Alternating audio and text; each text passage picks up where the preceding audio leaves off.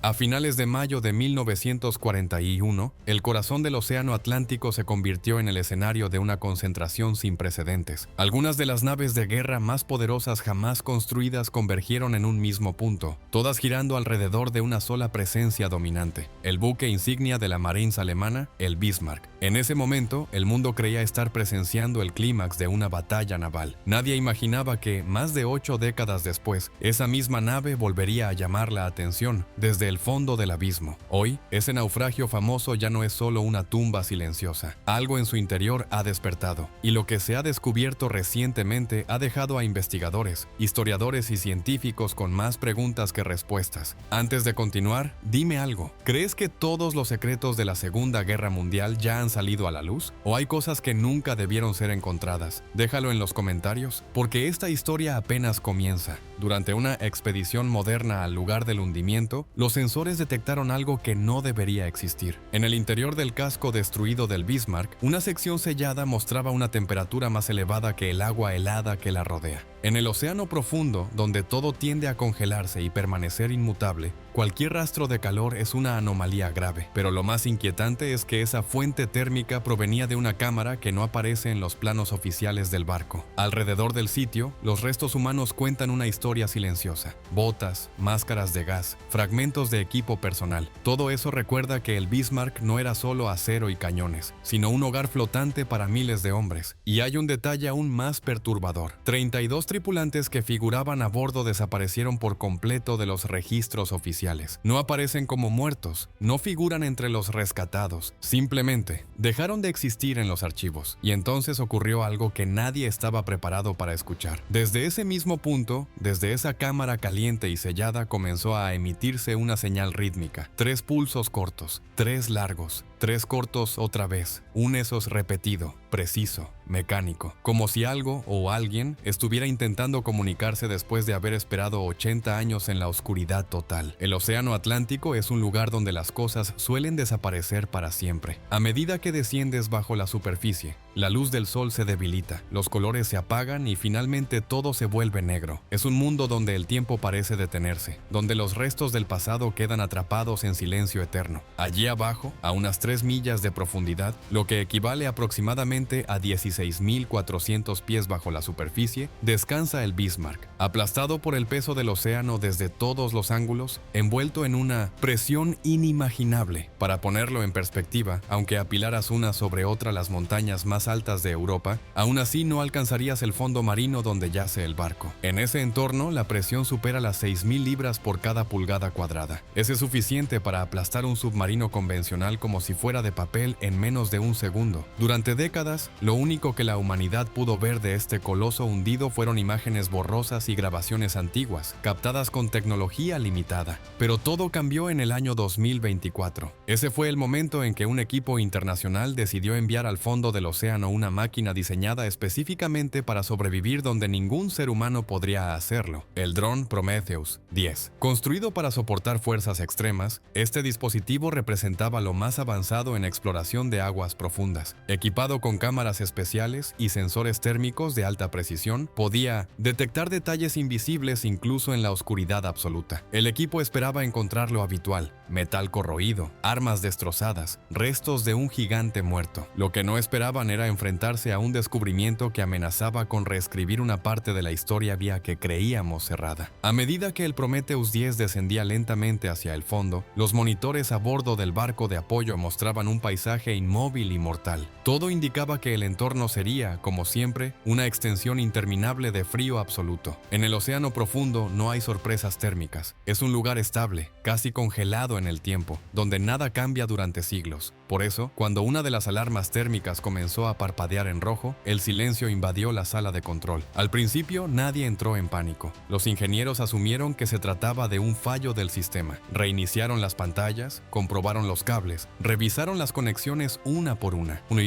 Error informático parecía la explicación más lógica. Sin embargo, cuando todos los sistemas volvieron a activarse, los números seguían ahí. No se habían movido ni una décima de grado. El dron avanzó unos metros más, y al pasar justo por encima de una abertura en el casco, los sensores registraron un aumento repentino de temperatura. Era leve, casi insignificante en cualquier otro lugar del planeta, pero en el fondo del océano, incluso una variación mínima es un grito en el silencio. No existe una explicación natural para que algo emita calor a esa profundidad después de más de 80 años. Un barco hundido alcanza la temperatura del agua circundante en cuestión de horas. El metal no puede calentarse por sí solo. No hay fricción, no hay movimiento, no hay energía disponible. Un navío muerto no produce calor. Va contra las leyes más básicas de la física. El Prometheus 10 se acercó con cautela. Sus pequeñas hélices removieron sedimentos que llevaban décadas intactos, levantando una nube de partículas del fondo marino. Las cámaras hicieron zoom hacia una sección del casco que hasta entonces había pasado desapercibida. Detrás de placas de acero retorcidas apareció una pared interna, sorprendentemente intacta, con un grosor aproximado de 12 pulgadas. No era una zona cualquiera, era parte del área más protegida del barco, y el calor provenía directamente desde el otro lado de ese acero. En la sala de control, los expertos intercambiaron miradas inquietas. Sabían que algo no encajaba. Incluso en el mejor de los casos, un incendio químico lento, como una reacción de oxidación extrema, no podría mantenerse estable durante tantas décadas. Además, la señal térmica no se dispersaba, permanecía fija, constante, concentrada en un solo punto. Eso solo podía significar una cosa: había una fuente de energía activa en el interior. Comenzaron las especulaciones. Algunos sugirieron que podría tratarse de un antiguo centro eléctrico del barco. Pero los sistemas de energía de principios de los años 40 dependían de combustible o baterías primitivas. Cualquiera de ellas habría fallado hace generaciones. No existe una batería fabricada en esa época capaz de conservar carga durante 80 años y mucho menos de generar calor suficiente como para ser detectado a kilómetros de la superficie. Entonces surgió la pregunta que nadie quería formular en voz alta: ¿y si dentro de ese compartimento hubiera algo que nunca fue registrado oficialmente? En los últimos años de la guerra, la tecnología avanzaba hacia un ritmo desesperado. Se hablaba de proyectos experimentales, de fuentes de energía alternativas, de sensores adelantados a su tiempo, pero incluso los prototipos necesitan energía para funcionar. El operador del dron ajustó la imagen térmica, aumentando el contraste. La forma del calor se volvió más clara. No era un punto amorfo ni una mancha irregular. Tenía un patrón definido, alineado, casi simétrico. Parecía una fila de dispositivos en reposo, como máquinas esperando una orden. La idea resultaba absurda, y sin embargo allí estaba.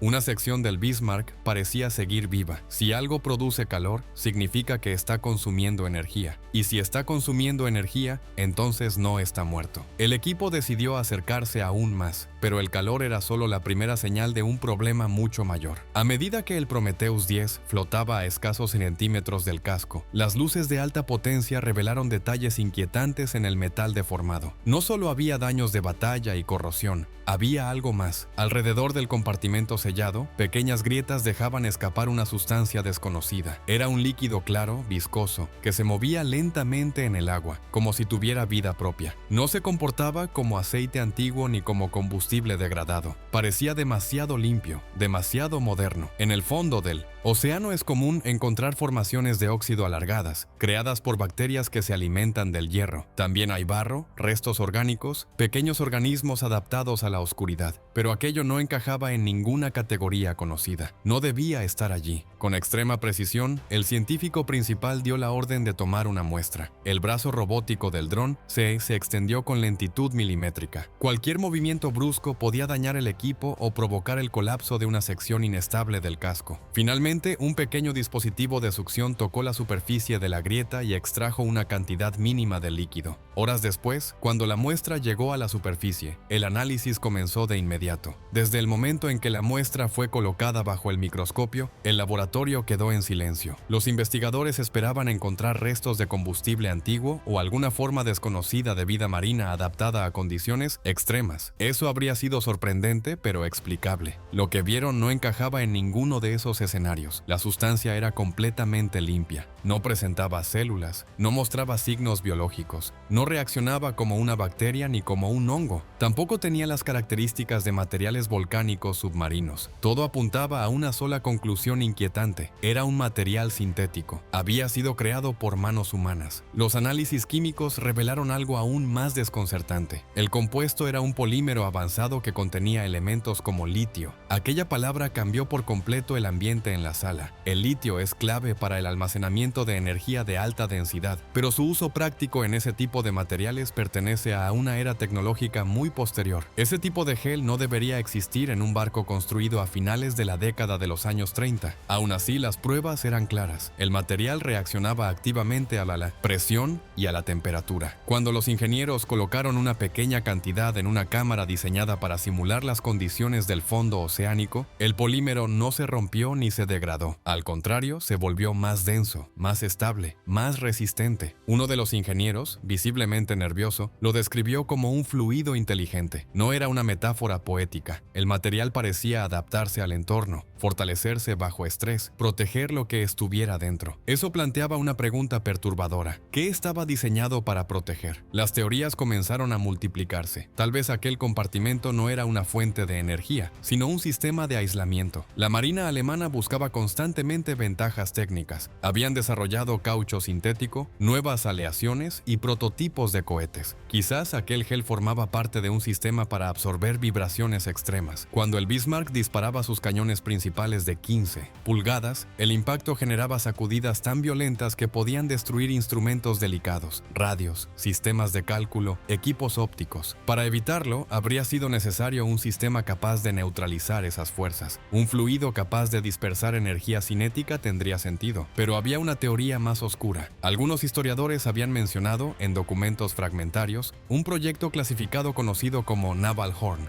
Oficialmente no existía. Sin embargo, hacía referencia a compartimentos sellados diseñados para sobrevivir incluso si el barco se hundía. El objetivo era proteger códigos, tecnología experimental y, en ciertos casos, personal especializado. La presencia de litio encajaba peligrosamente bien con esa idea. El litio es fundamental para baterías de alta capacidad. Su filtración desde una cámara caliente sugería que en el interior había una fuente de energía desconocida para la época, algo capaz de mantenerse activo durante un tiempo que superaba cualquier expectativa razonable. Algunos se atrevieron a mencionar la posibilidad de preservar organismos vivos en un estado de letargo. La mayoría descartó la idea como ciencia ficción, pero nadie pudo negar el dato esencial: el calor era real, y una reacción química de esa magnitud, sostenida en el tiempo, podría explicarlo. Ahora había una habitación sellada, cálida, que filtraba un material avanzado, dentro de un barco que el mundo consideraba tecnología muerta. Y justo cuando la tensión alcanzaba su punto máximo, el océano ofreció una nueva sorpresa. El Bismarck no solo estaba filtrando algo, estaba emitiendo sonido. El agua transmite el sonido con una eficiencia extraordinaria. Ballenas pueden comunicarse a cientos de kilómetros. Los submarinos detectan hélices a grandes distancias. Normalmente, el fondo marino está lleno de ruidos aleatorios, movimientos de la corteza terrestre, crujidos del casco al asentarse, corrientes profundas. Pero lo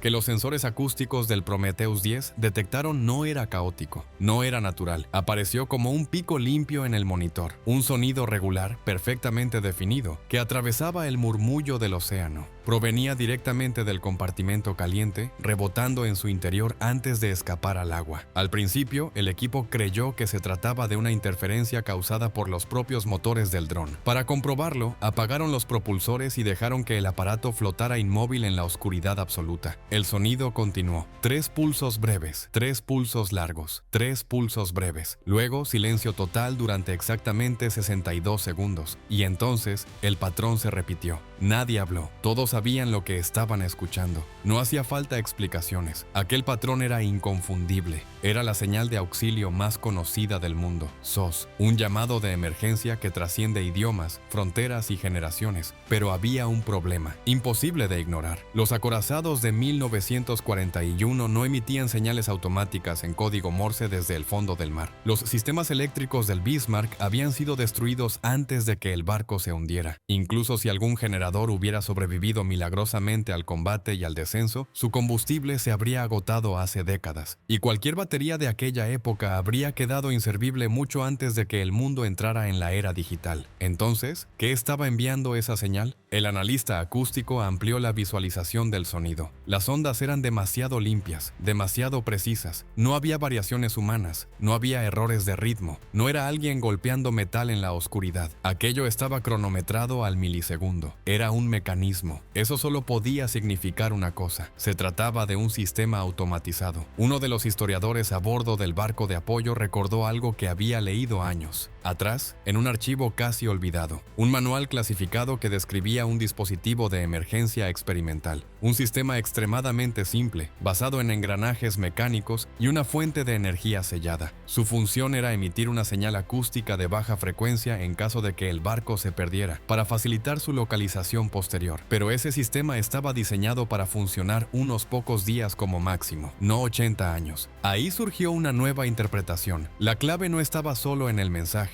sino en el tiempo. El intervalo exacto entre señales era de 62 segundos. En antiguos códigos navales alemanes, ese intervalo específico tenía un significado muy concreto. El compartimento está sellado, el contenido permanece intacto. La implicación era estremecedora. ¿Y si aquel dispositivo no había estado activo todo ese tiempo? ¿Y si había permanecido completamente inerte, esperando una señal específica? Algunas máquinas están diseñadas para consumir energía cero hasta que detectan un estímulo concreto, un sonido, una vibración, un pulso de sonar. La llegada del Prometheus 10, con sus luces intensas y sus emisiones acústicas, podría haber sido la clave. Sin saberlo, los investigadores tal vez habían despertado un sistema que llevaba 80 años dormido, un mecanismo que activó una reacción química interna, una batería de última reserva, suficiente energía para enviar un último mensaje. La señal SOS se repitió 4 veces en un lapso de 6 minutos. Luego se detuvo. El silencio que siguió fue más pesado que cualquier sonido, como si el barco hubiera hablado por última vez, y luego hubiera vuelto a dormirse. En la sala de control nadie celebró, nadie aplaudió. La pregunta que flotaba en el aire no era científica, sino moral. Si ese sistema seguía funcionando después de tanto tiempo, si había algo preservado en el interior de ese compartimento sellado,